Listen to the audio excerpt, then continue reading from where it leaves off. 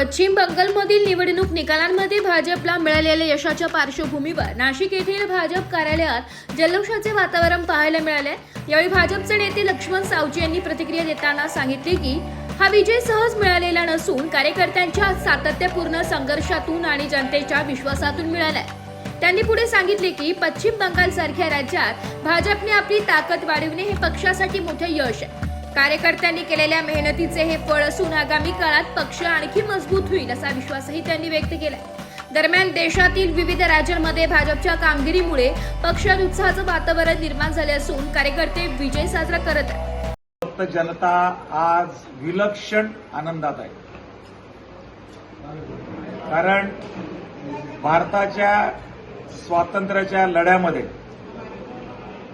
ज्यांनी मोठं योगदान दिलं होतं त्या पश्चिम बंगाल प्रांतामध्ये, पश्चिम बंगाल म्हटलं की रवींद्रनाथ टागोर, स्वामी विवेकानंद, रामकृष्ण परमहंस, सुभाषचंद्र बोस, डॉक्टर श्यामाप्रसाद मुखर्जी ही सगळी नावं समोर येतात। आणि त्यामुळं यांनी जे भारतीय स्वातंत्र्यामध्ये जे योगदान दिलं होतं त्या पार्श्वभूमीवरती बंगालमध्ये जे भारतीयत्व रुजायला पाहिजे होतं स्वातंत्र्यानंतर, त्याच्याऐवजी दुर्दैवानं पश्चिम बंगालमध्ये कम्युनिस्टांची राजवट 25-30 वर्ष राहिली। आणि त्यामुळं पश्चिम बंगालचं भारतीयत्व जे खऱ्या अर्थानं जगाला समजायला पाहिजे होतं ते समजताना अडथळे आले होते।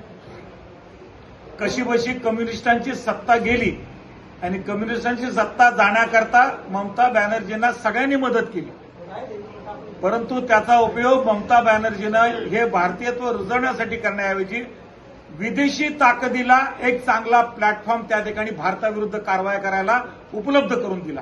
त्यामुळे बांगलादेशचे घुसखोर भारतामध्ये शिरायला पश्चिम बंगालमधून मोकळी वाट ममता बॅनर्जी सरकारनं करून दिली होती। जेव्हा जेव्हा निवडणुका झाल्या, निवडणुकांमध्ये भ्रष्टाचार करून सत्ता त्या ठिकाणी संपादन केली आणि राष्ट्रीय कार्यकर्त्यांचे अक्षरशः मुर्दे पाडले। निवडणुकानंतर भारतीय जनता पार्टीच्या आणि राष्ट्रवादी सगळ्या कार्यकर्त्यांच्या घरावरती त्या ठिकाणी आगीचे गोळे फेकले, कार्यकर्त्यांचे त्या ठिकाणी खून केले, त्यांच्या हत्या झाल्या।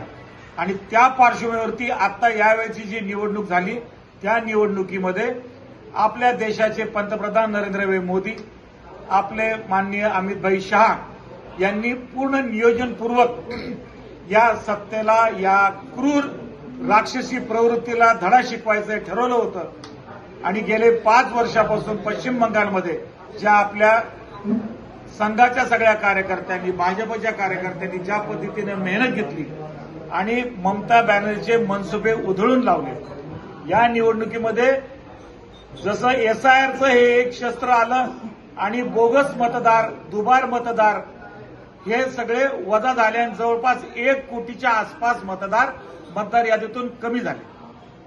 आणि त्यामुळं लोकशाही वातावरणामध्ये निवडणुका होऊन यावेळेला सगळ्या सतर्कता बाळगून ज्या पद्धतीनं एका विदेशी कंपनीला तिनं कॉन्ट्रॅक्ट देऊन तिथल्या निवडणुका लढवण्याचं तंत्र अवलंबलं होतं आणि लोकशाहीवरती घाला घातला होता, त्या पार्श्वभूमीवरती भारतीय जनता पार्टीनं यावेळच्या निवडणुकीमध्ये सहभाग घेऊन जनतेनं भाजपला, नरेंद्र मोदींच्या नेतृत्वाला साथ दिली, विकासाचा संकल्प सोडला आणि हे जे निकाल समोर आले आहेत ते आगामी काळासाठी सगळ्या भारताला आनंद देणारी असा हा निकाल आहे।